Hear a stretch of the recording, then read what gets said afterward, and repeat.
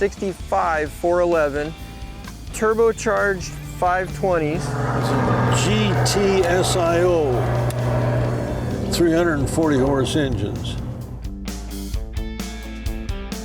Oh, that's right. Are they the 520s or 550s? You know 520s. which? 520s. So they're GTSIO 520. C. And like I said, 340 horse. There's nothing wrong with the airplane. There's another feller you may know that has an airplane similar to this. That one was grounded because of the wing spar. It was some tie thing or something or another. But this airplane is way lower hours, and I don't know when that kicks in. We'll find that out. You guys probably know, but this one only has 3,300 hours on the entire airplane, which is pretty amazing.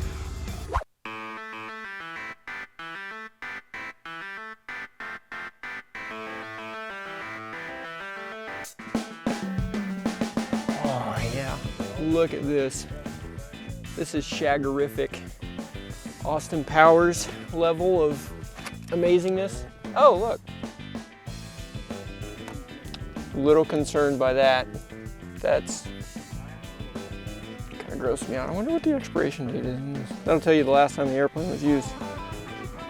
Expiration date when you're 17 years old. That's what it says. Table. Oh, yes. Yes. Look at that. Don't do that. Oh crap. COVID. Little dusty there on that one. Got a table over here. I mean, come on. How awesome is that? He said it has a oh, what did he call it? Like a refreshment bar or something like that, which is probably back here, I think. And it's got a toilet. Come here and check this out. Yeah. You definitely need to be skinny back here. Right here. This is what you have to have whenever you're traveling with family, is this seat right here. The most valuable seat in the airplane. Oh, it has, yeah. Yeah, a little curtain. Little privacy curtain. So you just don't make eye contact whenever you're doing your business. Just don't look. No. And then hopefully the airflow goes backwards. Yeah, that's right. It should. Yep. And you got your refreshment center back here. Got the wet bar? Yeah. For cups and stuff up there, I'm guessing. Oh yeah, there you go. That is pretty cool. Airworthiness certificate and registration for passengers to see upon entry. Yeah, that's a requirement. Ooh, that's all kinds of shiny stuff up there. Let's go see what's up there. Well, dude, this is fantastic. Oh, stop.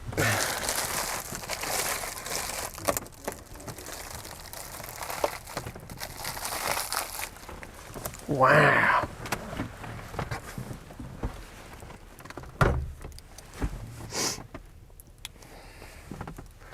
Does he have the control locks in? No, he doesn't. I am shocked.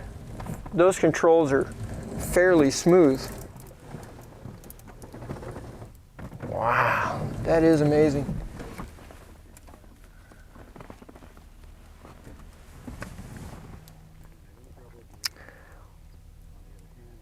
This is really old. Yeah, okay, it's just like the other 310. You got the main bars here, pumps, your switches, your primes. Compass still has water in it. There you go. Your Autopilot. This is the non-pressurized, which means as you go up in altitude, you're at that altitude. So it would have oxygen. Oh yeah, right here. That's where your little mask and deal comes on. Headsets, mics, stereo, curtain. Kids, shut up! And then you just pull that back. That's probably what would happen. Uh-oh, I broke it. On, off, what is that for? Fasten seatbelt, are you serious? We got a fasten seatbelt sign? Okay, this is pretty awesome. Oh, it pulls out and down? Shut the front door.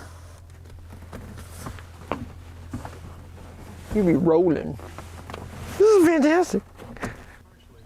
Full gauges for a co-pilot over there as well. This is like a legitimate cross-country business level airplane. That's your weather storm scope, so it like tells you about lightning, things like that. ADF, which nobody uses anymore. I don't even know what that is. Not a clue what this is right here. There's two of them. No idea. I'm guessing COM 1, probably COM 2. Haven't, whatever that is. Yeah, there's a whole lot of stuff in here that I have no idea what any of it is. But it'd be a lot of fun to find out. Oh, it's got the same gear lever thingy down here. So when it all goes south, you just grab this sucker and you just start cranking like that, and it takes the gears and makes them go down. You got to turn it like 1,000 times. Just no way, it's got a prop sync on it. Oh, that is cool. So what this does is you flip this on and it makes your propellers spin at the exact same RPM so that you don't have more power trying to pull you one way or the other on the engines. A lot of the older planes didn't have this. That is super cool. Oh, this is neat. Do we think this one is the one that we can get going to get me back to Florida? I mean, honestly, it's in better shape than any of the rest of them that I've came across. 2012 was the last annual. That was 10 years ago. It's been sitting for 10 years. How hard could it be? What could go wrong? This is such a terrible idea. Now this goes from here, you said all the way to the firewall way up there, right? Yeah. Daggone. Hell, it's got a 6,800 pound gross weight on this airplane. Is it that much? Yeah. Woo. Here, let me pop this thing open again. Maybe. There we go. You could fit one person if they were... Unless they're claustrophobic. Yeah. Leave the door open. Short. Yeah, there you go. Spoilers. Speed brakes. Yeah, there you go. And help me understand, what exactly is the geared part? Is a transmission part in there, right? Actually, it's a very simple system. There's the crankshaft, has the driving gear on it, and then the propeller, of course, is reduced from there. I'd have to get the data plate to see what the ratios are, I forgot. But the prop obviously is going to turn slower than the engine. And it's just a simple driving driven gear arrangement, that's all it is. The driven gear is hooked up to what's called, sometimes referred to as a quill shaft, and the quill shaft, of course, is what attaches to the prop. The idea is that most piston engines like to wind up. They're more efficient when you wind them up. Propellers start to get less efficient as you wind them up because of propeller tip speed. Mm-hmm. So one way of dealing with that is to gear the engine. Propellers farther out. And now if I, like on the 310 of mine, these tip tanks are actually the main tanks. They are the main tanks, yes sir. And then the wing is the auxiliary tanks. Which a little confusing. Seems backwards, but that's what, on the 310, that's the way they were. Yeah. They're all like that. If they have tip tanks, the tanks are the mains. Only on the wet wings, where they don't have tip tanks, is the main fuel in the wing. Oh, okay, interesting. And we tried to make the ones without the tip tanks not require auxiliary fuel. Yeah, it's just a standard airplane as far as pre-flight goes. You want to get full travel. You want to see what kind of play you have here. And for something that's been sitting for quite a while, what do you look for? Well, if it was up to me to fly the airplane out today, first off, the pre-flight would probably take most of the afternoon. Yeah. And I would just look at any tiny little part that I could get my hands on. As far as draining the fuel out of the fuel selector, don't just open it up and let it go. Go and let it go. Maybe put it in a gallon can. Maybe rock it around while you're at it. There could easily be water in here from moisture accumulation if they're not full. Or if the O-rings leak, that kind of thing. I'd also be concerned about the auxiliary tanks here are rubber bladders. Mm-hmm. They don't like being filled and used and filled and used and then drained and let go. Yeah. They'll dry out and crack. And you'll find that out the next time you fill it. So in this particular airplane, I would probably not use the aux tanks. I wouldn't trust them. Well, we can open them and see if there's fuel in them. We could. It's easy to do. Might use a screwdriver. If they had the fuel in them, though, then and we don't see any leaks, it'd probably be all right, right? It should be all right. As far as I know, aviation fuel doesn't get old and stale like automotive fuel does. Yeah. It doesn't have all the corn in it. Yeah. As long as it's blue and clear, you should be okay. And you should be able to smell it and make sure there's nothing else in it. Let's look this thing over, and you tell me what it would take for you to fly this all the way back to Florida. At least a case. Well, no. I can. We can go down and get you a case of Natty Lights. We'll take care of you. You want that before you hop in and fly it? Perfect. Make sure it doesn't even have any noise. Now you hear a little rubbing noise there. Aileron trim cables could be a touch loose, and there's a cable guide. If he's rubbing on that, it doesn't matter. Okay. Make sure no one's damaged anything in here. Oh, by the way, while we're at it, when you close the door, you just close it. Here, don't close it with that. When you close that door, be sure to unlatch it first, in the middle of the arm, that little trigger. Wait, on the air on the upper door? one, yeah. Okay. A lot of people don't know you have to unlock it first, then bring it down. They just grab and pull like you do this. Oh, yeah, that little arm there. Yeah, and then it bends over. Yeah, this. And if you can get them, they're pretty expensive. You notice it's painted black here. Yeah. This has been repainted, I do believe. When it left the factory, there was a special high temperature epoxy paint that went here. Okay. And the idea was to protect the surfaces because it's pretty hot coming off that exhaust. Right. You can see the markings here. We're looking for rivet heads that are missing because of erosion, not necessarily just corrosion. The torque tube that raises the gear has a history of cracking in a spiral way. Paper towel roll. Mm-hmm. Is there a visual way to tell if that's happening, or? Yeah, I brought a mirror. So the spar? Oh, where the spar comes by, and right under here. So that's where all these rivets lined up right through here. Yeah, right across here. Yeah. All the way across. And these two rows of rivets here, the center section spar rivets have been known to loosen up and start working. You'll get a black smudge blowing back.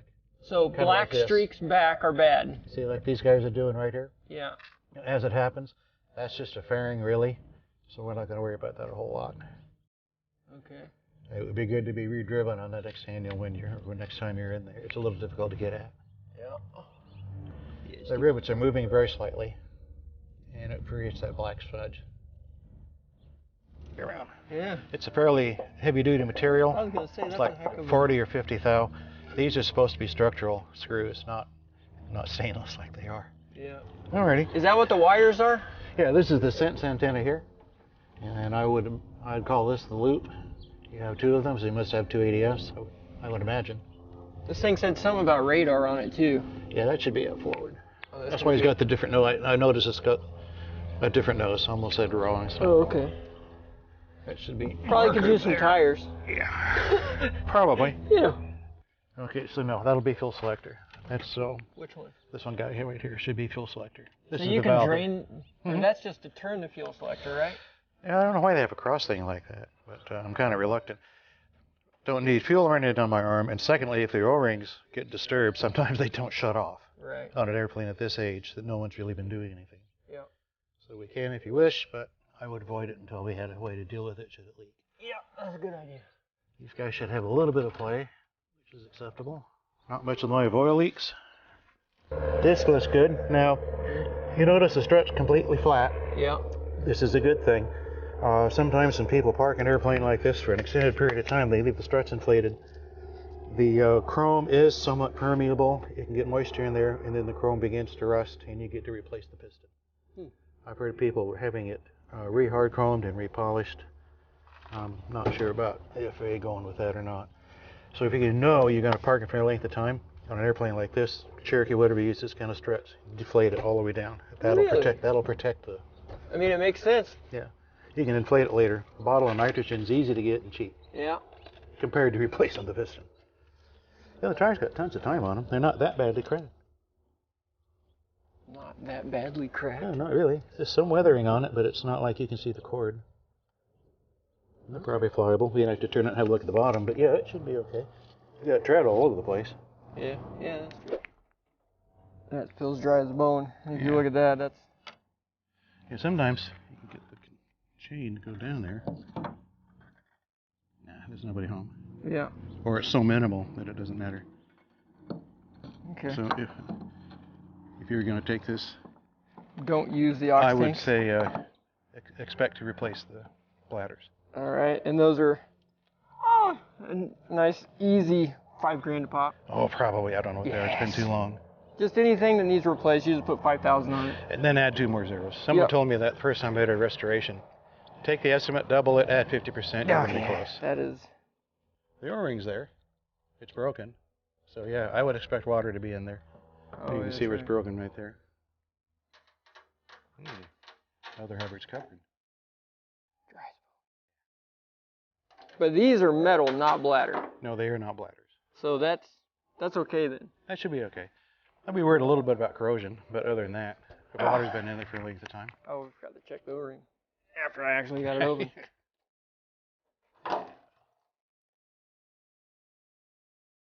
Yeah, correct. Yeah. On that one. It looks like he's got the small fuel port, so you can't fill it with Jet A. Sometimes this part back here will crack too. Sometimes people will take the spinner off for maintenance. They'll do the maintenance. They'll change the oil or whatever reason. They're going to start the engine again and leave the spinner off. I'm just going to run it for a little while. We don't need a spinner.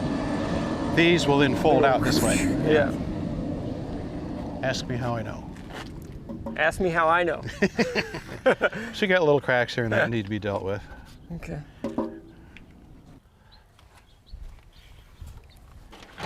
Oh, okay. Here, we want to pop All right, that just side? one on the other side then. Here.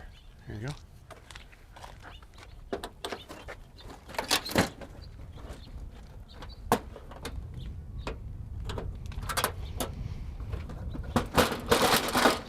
Oh, yeah, that doesn't injure anything. There you go.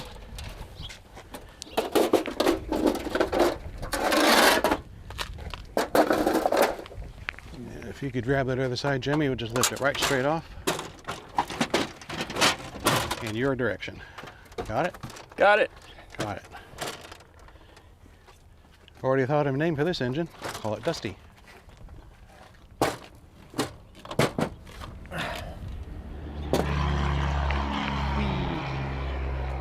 What do you got? So here's the big nasty Continental. That's Dusty. Here's the gearbox right here.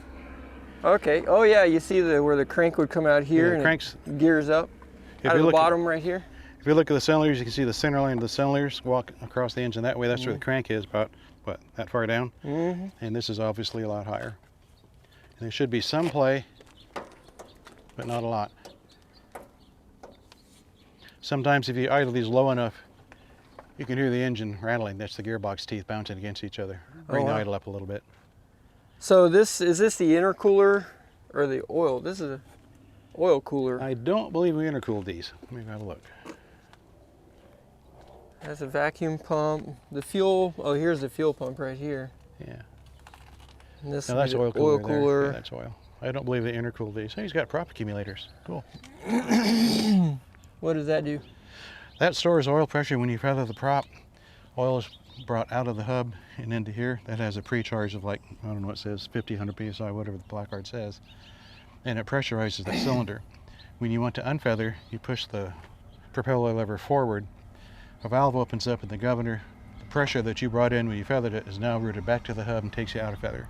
Oh, okay. It doesn't do it all the way. So in case this engine dies, then you would be able to have this oil to go in there, unfeather it to try to get it to spin again. And get it going, yeah. Oh. It's possible to relight without that, but it's tough on the engine unless you know what you're doing, especially geared. Okay. Yeah, everything looks okay here. It's all here. Here's the controlling business for the turbocharger, which by the way is right here. That's the compressor side that you're looking at. Oh yeah. There's an airworthiness directive that's actually made up of 5 AD notes combined. So if you really can't go to sleep at 2 in the morning, you could read that. So they're worried about the exhaust air coming off. On some of the models, the turbo is rotated 90 and the outlet's pointed this way. I believe the AD note applies to that specifically. He doesn't have a clamp. There is an AD note about leaks and cracks in here. Some of them as often as every 50 hours. Mm-hmm. And is that a pilot inspection AD? I believe it is, yes. Yeah, I believe it is. like the ignition switch type thing? Like the ignition switch, yeah. Oh, he's got a wet vacuum pump. Cool. Yeah. Very seldom fail. Yeah, it looks like it's all here. Oh, he's got the bellows exhaust. That's kind of a problem. On your side, you see underneath the heat shield back here, there should be a bellows looking thing. Where at? It's kind of hidden under the air filter can there. I don't see what you're talking about. Oh, yeah. Oh, do they? Oh, they cross this over the front. Oh, okay. Only on this side then. So what is it? Right over here. Just inboard of the oil filter.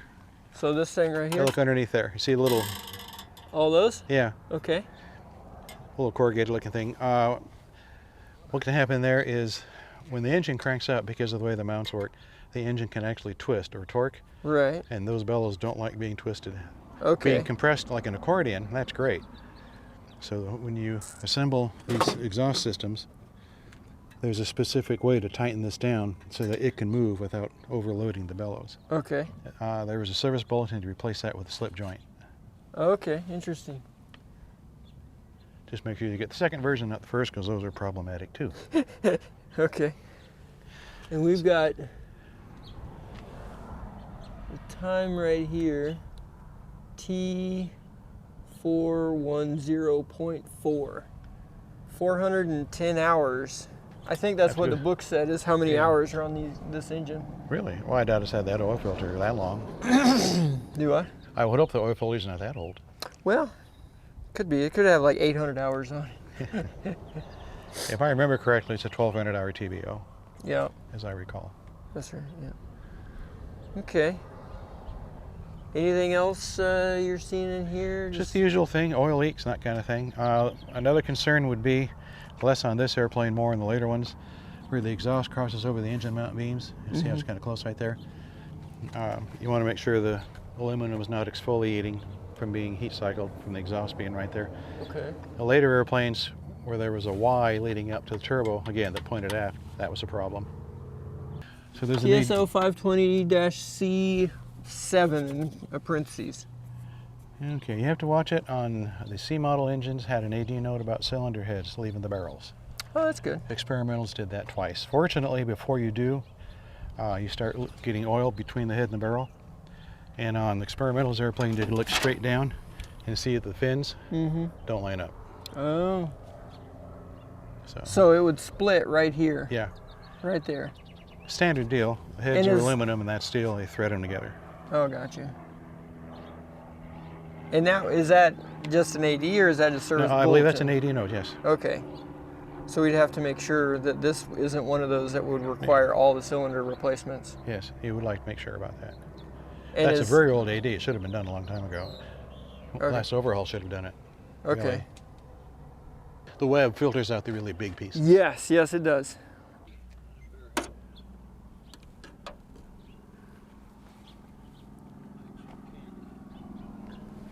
All right, let's go see if this spins. That is just as smooth and tight as can be. Yeah. End-to-end play is okay. Yeah. Radial isn't. Well, there's going to be some. I mean, it's nice and tight and spins really freely. Oh, good. And That's looks encouraging. really clean. There's no oil in it. Sweet. Yeah, that's why there's 2 P leads on this mag. One is advanced, one's retard. Yeah. The retard fires pretty much at top center, which is why if you ever light one of these off, when you get everything set up, primed and everything else, hit the starter button, it'll turn over. And once in a while, it'll kind of a little bit. And you say, oh, another turn or two and I'll get it. As long as the button's down, the engine can't start, because this magneto shut off. The advanced points on this one are shut off. You're running on the retard points, the engine can't run on that. So a little bit of leap of faith there. Hit the starter button. When you can hear it begins to start to fire, let off the button. It goes full advance, you're on your way. That's the same thing that Aztec has on it. Yeah, it's the same thing. Shower of sparks on it. And that stupid thing, every time I'd let go of it, then it would start. Then it would light, yeah. I'll be doggone. And that's the way it's supposed to be? That's the way it works. I thought it was broken whenever I was doing that. I was like, how come every time I let go of it, then it starts? It goes. It's just being contrary. No, that's what they do. The push button switch in there has 4 circuits. One turns this advance off, this turns this advance off, engages the shower sparks power, and of course, starter. So yeah, it's a little bit of a trick to get these things. I just have to ask later. Yeah. Okay. What do we got here? Has it got oil in it? We have oil, and it's not that dirty. Want to have a look? Whoops, I'm gonna make a There you mess. go. Yeah, it's kind of black, but Taste it. See what weight it is. these airplanes, well, when I was there, 75 to 80, these airplanes were designed. Cessna did some research. This kind of airplane normally doesn't go more than 400 nautical miles. So the cabin appointments, fuel load, and things like that are assumed. Yeah. That's what you're going to do. So yeah, I just go on the tips and I'm not worried about it. Well, this is big enough to be fuel. I think it's too small for oil. Yeah. And it's got the heat on it. And let's go see what we got over here. Oh, there we go. Fuel pumps are here. Now, Okay, that's vacuum. What's here? Hello. Yeah, they want a little sticky. oh, Oh no, cool. hey, there you go. There It you should go. have the little, yeah. Yeah, you got a little thingy there. There you go. What is that thing? Bindix something? That's an inverter. One thing I didn't check is if these things are, If they're free, they should be. yeah, it's real nice and, And remember, you're turning the crank faster than the prop, so it might take a little extra push that's true. compared to a direct drive.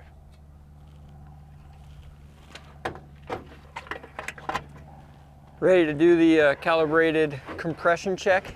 Let's see what we got. And we have mechanical leverage. Oh, there's one cylinder. Oh, that felt all right. Oh, here comes another one. Yep. Golly, that's okay. That went past. Yeah, this got compression on all of them. Oh, that's good. About the same. Golly, pretty good. And for Continental, that's impressive. Yeah, it is. Yep. Good Lord. Or we're just hydrolocking it. There's Hydrolocking or oil flirting with in it, there, yeah. yeah, something. Yeah. Well, compression checks out good. Okay, where's the logbooks? That's right. Annual done. Ready to fly.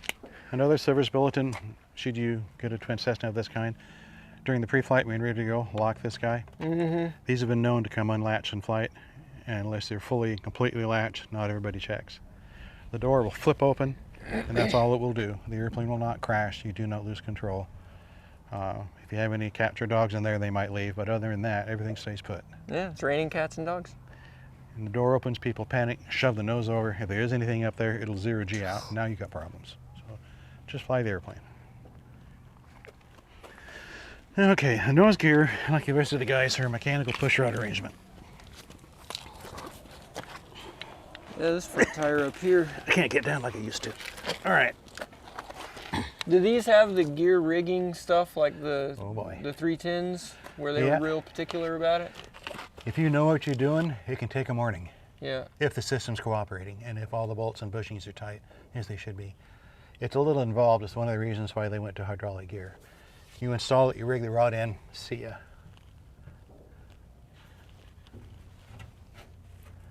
Now you have the pork chop right here, this little guy. Little triangular looking thing. Oh, there it is. Oh yeah. If you look at it, there is. Watch your glasses. Yeah, there's. Why don't we just lose these for a minute? So just don't push the airplane back. Okay, if you look right up here, this turns. When this turns, and what it'll do is it goes off this way, the gear goes up, then it comes back again. The doors are hooked up to this. That's your nose gear up lock. Yeah. This is hooked up mechanically. It does not hit something like a Apache will do, where it hits something and runs the doors up. It doesn't do that. Because of that, you have to be careful. You see this little guy right here? It's an upside down U channel. Yeah. It touches the shaft, the pivots for the nose gear doors. Yeah. This has to be hard up against that. I forget the number, but it's fairly high. There's a measurement for that.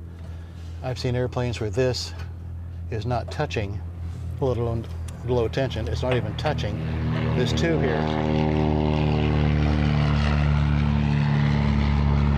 When you do that, you're flirting with a nose gear failure, which happens every once in a while. So whoever rigs these things, the book is very explicit, and you cannot start in the middle somewhere. Now, some people have asked me, as an IA of 40 years, well, if only one number is off, can't you adjust just that? My personal rule has been, if it's less than if it's a half a turn on whatever adjustment it might be, if it's half a turn, no more than one, and if it doesn't affect anybody else going out of limits, you're okay. Normally, you'll notice these are all hard push rods. There's no springiness, there's no give. So if you adjust, say, him on down lock, you're gonna affect these guys too. Oh yeah, makes sense. So it all interacts. So yeah, there's a specific procedure. You start here, you finish there. Has to be followed. These guys occasionally will crack right here, where they drill a cross hole to lock it onto that spline shaft. So you might want to make sure that he's down like he should be. This should move, and it doesn't. So I can see at least 2 cans of LPS2 here. Oh yeah. On the whole airplane. Oh yeah, it's gonna need it everywhere. Oh yeah, everywhere. Well, he turns. See, this guy turns, so that's okay. Basically, we just need to get a big old jug of WD-40 and just dunk the whole thing in. Can you ditch it in a swimming pool? That's right. There you go. Cabin heater, another time life limited item. I was looking to see if you can get at it from in here, but you can't. I mean, at least it has the access door out here, probably to be able to get down to it. You get at that stupid thing. It has an hour limit and a calendar limit, depending on what model you have. Yeah. Well, it's got a flight hour recorder. What's that? This little switch right here. When you reach airspeed, he blows back. And that's cool. Tick, tick, tick on the hobs. There's a little switch, turns on the hobs meter. And if you're a freight dog, that's when your pay starts. So you'd come out here and go click before you're doing your Tape it up, pre-flight. yeah. No, that would get pretty suspicious pretty quick. How come you have time that's 4 times more than all the other guys flying the same route? I don't know, boss. Whoops. Oh, if we're gonna do that, I need these. Yeah, let's check the oil over here. Yeah, it's dirty. I want to get dirty. Then why did you get into this world? Let's see. Oh yeah. Stay. Yes. Right there at the top. 13. Now, do you see anything that looks like metallic paint? No sparkles. That's what we like to see. No Yeah. sparkles. Go ahead. Sometimes you can tilt it. It does have a funny smell to it, though. Yeah. Did you smell the other one? No, I didn't. Smell this one.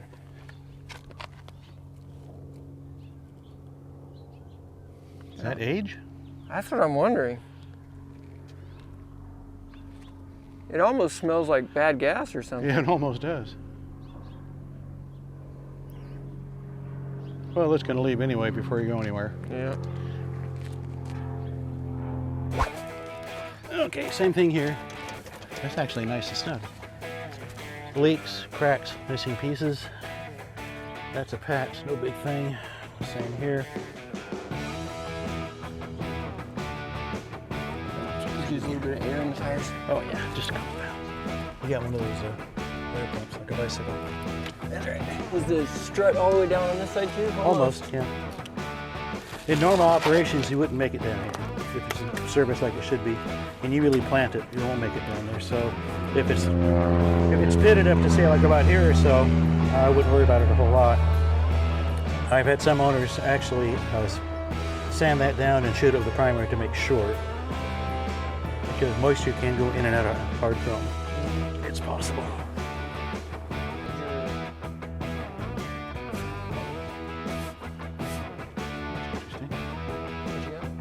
The exhaust is goldish colored. It only does that when it's new and you don't run it a little bit. Your gear down lock switches. When you push the gear down, this guy goes over center, he goes over center and locks, so it's kind of like a two-lock operation. If you're going to take the gear off of this airplane, you have to use it. Again, with this tire, it's got to go, you look at the other side, it doesn't crack like this. Unfortunately. Oh, yeah. Yeah, that one just goes down. It's just smooth as can be. I am surprised. Everything, of course, is ball bearings, so yeah. It flies like that too. Oh, this is nice and pretty. Yeah. Probably when it was flying. Yeah.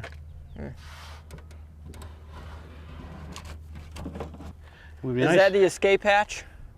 That is right here. Yes, sir. Yeah. Something you might want to consider. If you look at that, you see it. Did he silicone it? He siliconed it. Yeah. Okay, that's not good. No. I know what they're doing. They don't want it to leak. You have to replace the seal. Yep. If you're in a real bad situation and the silicone doesn't let go, things just got worse. Yep. Never, hey, look at it. Never seal those. What's the boomerang on top? Well, that's the nav antenna. And then sometimes that's also the horizontal V part. This is the VOR receiver. There's usually a splitter. And then the vertical part on some of them is a comm antenna. Okay. And that's going to be comm too, and I assume that's That's ELT. your ELT back there, yeah. What on earth? Get your camera over here. What? That's the last inspector. That's... What? I think he's alive. Really? No. Yeah. He's stuck. He's asleep. Wake up. Or when we were in there pulling on the yoke, I smushed him. That could be. Oh, okay. And meat on a Poor stick. little guy. All right, start over. I was still thinking about the lizard. Spar. Yep. Goes to the rear bulkhead. There's 2 bolts there. Rudder. There's some more attach points back there. Yep. There's a torque. You take it to torque and everything is good. However, they've been known to loosen. And they make a snapping noise. The wrinkling noise you hear is oil canning. That's just the skin. So it'll make a loud snap if it's loose. So you're cool. Or it breaks. Or it's, you can end up on the floor then. So does that feel tight then? Yep, he's snug. Okay. It's usually the front spar. I've never had one of the rear attach go bad. Probably freer to move now. Yeah.